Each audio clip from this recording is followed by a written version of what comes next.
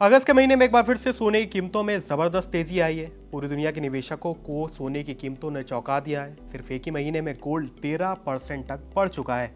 ऐसे में इन्वेस्टर्स के लिए सबसे बड़ा सवाल है, आखिर सोने में ये तेजी क्यों आ रही है?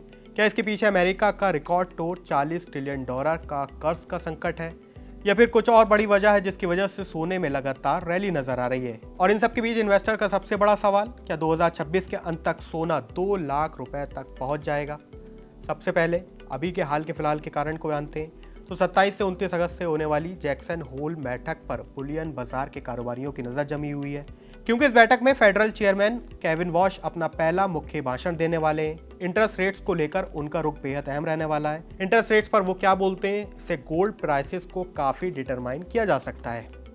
अब आते हैं उन तीन वजहों पर, उन तीन माइक्रो इकोनॉमिक वजहों पर जिसकी वजह से गोल्ड में फिलहाल तेजी नजर आ रही है। इसका सबसे बड़ी वजह है अमेरिका का कर्ज, जो कि अब $40 ट्रिलियन के पार जा चुका है। ये ऑल टाइम हाई आंकड़ा है। अमेरिका की जीडीपी $31 ट्रिलियन है, यानी ये कर्ज इससे भी ज्यादा बढ़ चुका है।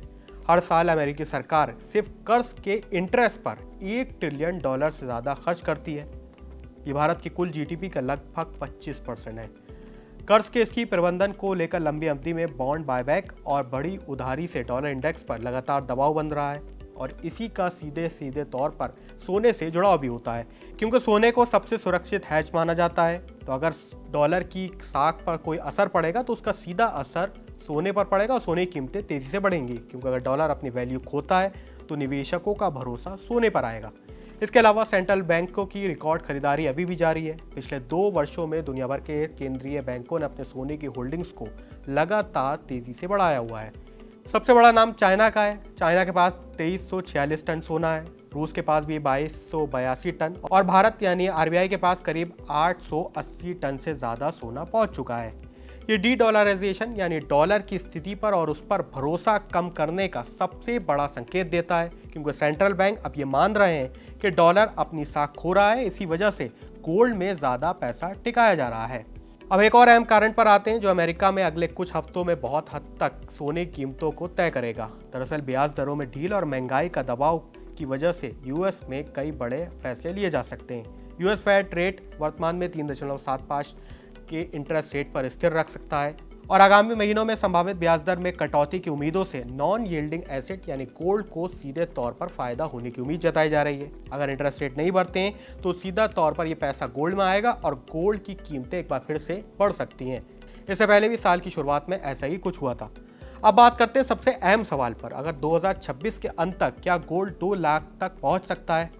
दुनिया की बड़ी बैंकिंग फर्म गोल्डमैन सैक के मुताबिक अभी कीमतें $49 प्रति औंस तक पहुंच सकती हैं, जबकि ऑप्शंस और सेंट्रल बैंक की डिमांड के आधार पर उम्मीद जताई जा रही है कि $54 का पर औंस तक कीमतें जाने की उम्मीद है। यानी भारत में कीमतें 1,89,500 तक पहुंच सकती हैं। हालांकि इसमें कई कंडीशंस हैं जिसके बारे में ये बैंक बताता है। इसके अलावा जेपी मॉर्गन का भी मानना है कि इस साल के अंत तक $5240 से लेकर $6000 प्रति औंस तक सोने की कीमतें रह सकती हैं। भारतीय रुपए में अगर इसको कन्वर्ट करेंगे तो 2,10,500 तक कीमतें बढ़ सकती हैं, यानी 2 लाख के लेवल को भी गोल्ड दिवाली तक या फिर साल के आखिर तक पार कर सकता है। सबसे अहम कारण जो लॉन्ग रन में आपकी मदद कर सकते हैं अगर आप गोल्ड में पैसा लगाना चाहते हैं, क्योंकि लंबे दौर में फिस्कल डेफिसिट और डेट टू जीडीपी रेशियो लगातार बढ़ रहा है। हर देश पर लगातार कर्ज बढ़ रहा है, जिससे सोने की कंडीशन बेहतर हो सकती है।